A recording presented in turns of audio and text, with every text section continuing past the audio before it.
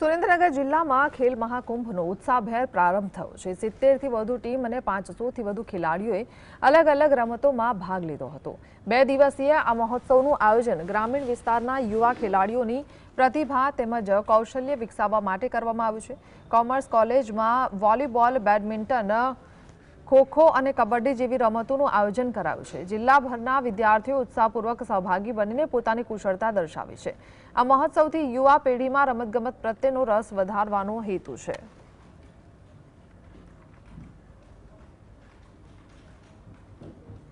ત્રણ મુખ્ય રમતો જેમાં વોલીબોલ, રસ્સાખેંચ અને કબડ્ડી આ ત્રણ રમતોનું આયોજન થઈ રહ્યું છે।